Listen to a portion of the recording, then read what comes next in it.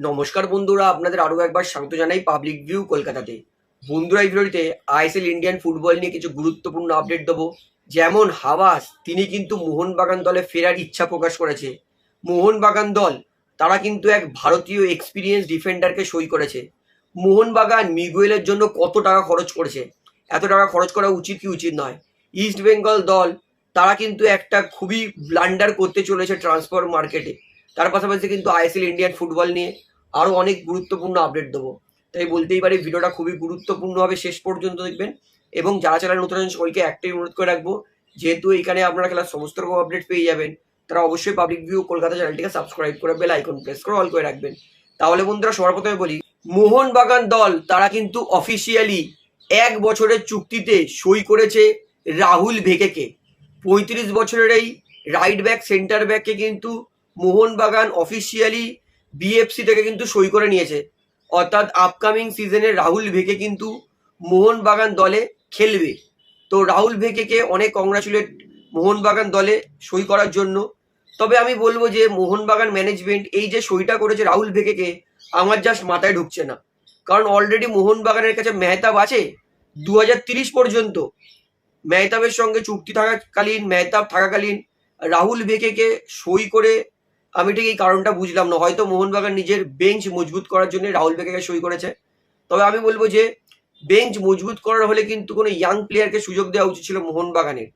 তো আর একটা কথা পরিষ্কার করে দিই, অফিসিয়ালি পারামভীর তিনি কিন্তু পাঞ্জাব এফসির সঙ্গে নিজের চুক্তি বিচ্ছেদ করে নিয়েছে। পারামভীর আর পাঞ্জাব এফসির প্লেয়ার নয়। পারামভীরকে কিন্তু আইএসএল থেকে 3টে ক্লাব অফার করেছে, তার মধ্যে অবশ্যই মোহনবাগান আছে। পারামভীর ভালো লাগলো দেখে যে তিনি পয়সার পেছনে নয়, তিনি গেম টাইমের পেছনে ছুটছেন। পারামভীর তিনি এমন একটা দলে যেতে চান যেই দলে তিনি গেম টাইম পাবেন অ্যাটলিস্ট।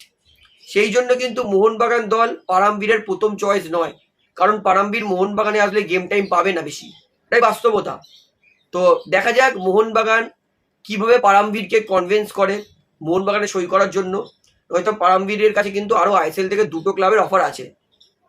লুংডিম তিনি কিন্তু অফিসিয়ালি রিলিজ করে নিয়েছেন পাঞ্জাব এফসি থেকে। লুংডিমও আর পাঞ্জাবের প্লেয়ার নয়। তো বলে রাখি, সব কিছু ঠিকঠাক থাকলে লুংডিম তাকে কিন্তু মোহনবাগান আপকামিং সিজনের জন্য নেবে।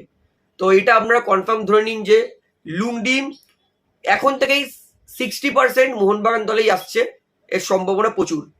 তো লুংডিম 26 বছরের রাইট মিডের প্লেয়ার, 1,60,00,000 তার মার্কেট ভ্যালু। তরুণ প্লেয়ার, ভালো প্লেয়ার, পায়ে গতি আছে, স্কিল আছে, ভালো প্রসেস দেয়। তো লুংডিমকে কিন্তু মোহনবাগান সই করার কিন্তু ভালো জায়গায় আছে। তো লুংডিমকে অবশ্যই মোহনবাগান সই করবে। এইবারে ইস্ট বেঙ্গল দলের আপডেট দিই, তারপরে আবার মোহনবাগানের আপডেটটা দেবো। ইস্ট বেঙ্গল ম্যানেজমেন্ট এটা কিন্তু বিশাল বড় ভুল করছে। কেভিন সেভিয়ের মতো এত ভালো সেন্টার ব্যাক যদি ইস্ট বেঙ্গল দলের হাত থেকে বেরিয়ে যায়, তাহলে আমার কাছে আর কোনো ওয়ার্ড নেই। অলরেডি ইস্ট বেঙ্গল তারা কিন্তু মোহাম্মদ রাশিদের সঙ্গে কন্ট্রাক্ট এক্সটেনশন করে নিয়েছে, চুক্তি বৃদ্ধি হয়ে গেছে মোহাম্মদ রাশিদ। এইটা ইস্ট বেঙ্গল ফ্যান্সদের জন্য দি বেস্ট আপডেট যে মোহাম্মদ রাশিদ আরও এক সিজন ইস্ট বেঙ্গল দলে থাকবে। মিগুয়েল ফিগুয়েরা তাকে সই করতে পারিনি, তার পরিবর্তে 80 লক্ষ টাকা দিয়ে ড্যামি রেমিরেসকে সই করেছে। Dami Ramirez last season Punjab FC দলের হয়ে 17টা ম্যাচে 5টা গোল আর 2টো অ্যাসিস্ট করেছিল। তো ইস্ট বেঙ্গল দল যেটা সব থেকে বড় ভুল করছে সেটা হচ্ছে কেভিন সেভিয়ে তার সঙ্গে কন্ট্রাক্ট এক্সটেনশন করতে পারছে না। কেভিন সেভিয়ে তার মার্কেট ভ্যালু 3,60,00,000। এটা ইস্ট বেঙ্গল দলকে বদার করছে। ইস্ট বেঙ্গল দল 1 বছর চ্যাম্পিয়ন হওয়ার জন্য তাহলে দল গঠন করেছিল।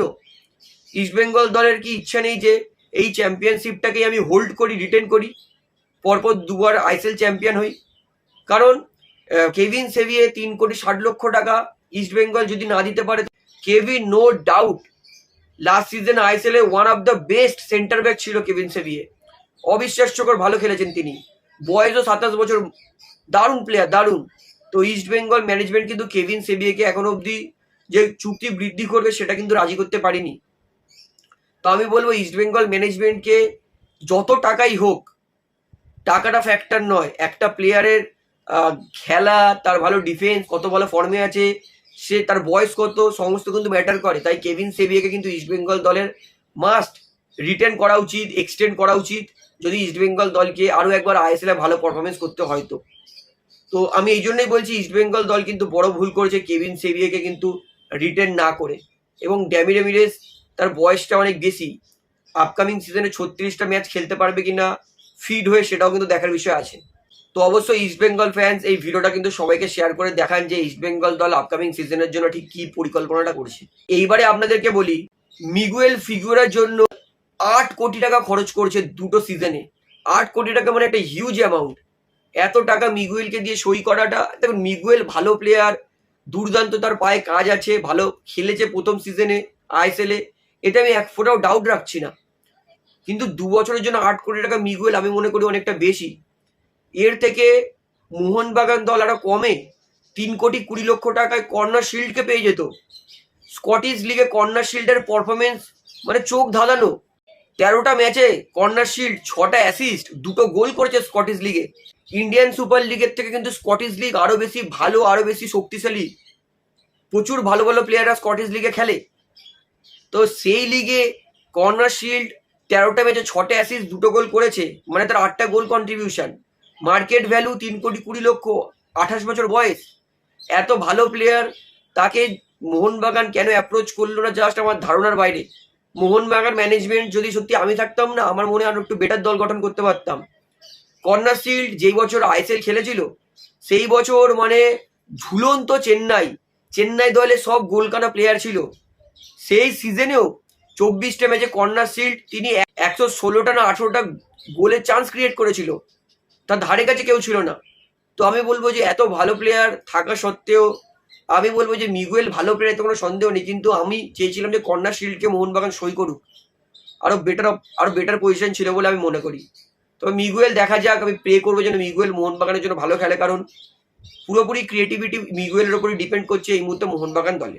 তো মিগুয়েলকে যে 2 বছরে 8 কোটি টাকা খরচ করছে মোহনবাগান, তার পিছনে এটা কি মোহনবাগানের উচিত কি উচিত ছিল না, কিন্তু সেটা আমাকে অবশ্যই কমেন্টে জানাবেন, এবং মিগুয়েলের জন্য কত টাকা খরচ করছে এই ভিডিওটা শেয়ার করে কিন্তু সবাইকে জানিয়ে দেবেন।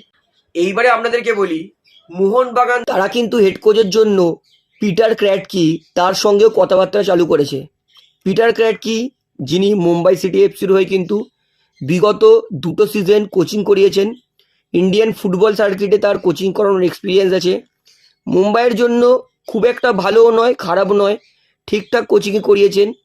তবে আমি বলবো যে পিটার ক্র্যাটকির থেকে মোহনবাগান দল যদি ডেজ বাকিংহামকে নেওয়ার চেষ্টা করতো আমি খুশি হতাম, অ্যান্টনি লোপেজ হাভাসকে নেওয়ার চেষ্টা করতে আমি খুশি হতাম।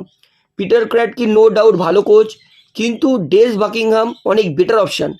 তো পিটার ক্র্যাটকির থেকে তো আমি বলবো যে পেনাগেটিস ডিম্পেরিস তাকে যে মোহনবাগান কথাবার্তা বলছিল সেটা কিন্তু অনেক বেটার অপশান হতো। তবুও এর মধ্যে যার নাম সব থেকে বেশি আসছে সেটা কিন্তু ডিম্পেরিস পেনাগেটিস মোহনবাগান দলের আপকামিং হেড কোচ হবে, এটা আপনারা প্রায় এই মুহূর্তে দাঁড়িয়ে 70% কনফার্ম ধরে নিন। কিন্তু হাওয়াস তার থেকে কিন্তু জানা গেছে যে তিনি মোহনবাগান দলের আবার হেড কোচে ফিরতে চাইছেন, কিন্তু মোহনবাগান ম্যানেজমেন্ট হাওয়াসকে ফিরতে চাইছে না। তার কারণ হাওয়াস তিনি কিন্তু কারোর কথা শোনেন না। হাওয়াস পুরোপুরি নিজের কন্ট্রোলেই রাখতে চান। একটা কোচ সে তো নিজের কন্ট্রোলে দলকে রাখবেই, কিন্তু মোহনবাগান ম্যানেজমেন্ট সেই জিনিসটা চাইছে না। সেই জন্য কিন্তু হাওয়াসের মোহনবাগান দলে আসার সম্ভাবনা কিন্তু অনেকটা কম। তাহলে বন্ধুরা এই ভিডিওটিতে এতটাই বলার ছিল, আশা করি সমস্তটা আপনারা বুঝতে পেরেছেন। তো ভিডিওটা এখানে শেষ করছি। ভিডিওটি ভালো লাগলে অবশ্যই লাইক করুন, কমেন্ট করুন, শেয়ার করুন, এবং চ্যানেল সবাইকে অনুরোধ করে রাখবো, যেহেতু এখানে আমরা সমস্ত রকম আপডেটস পেয়ে যাবেন, তারা অবশ্যই পাবলিক ভিউ কলকাতা চ্যানেলটিকে সাবস্ক্রাইব করে বেল আইকন প্রেস করে অল করে রাখবেন। ধন্যবাদ।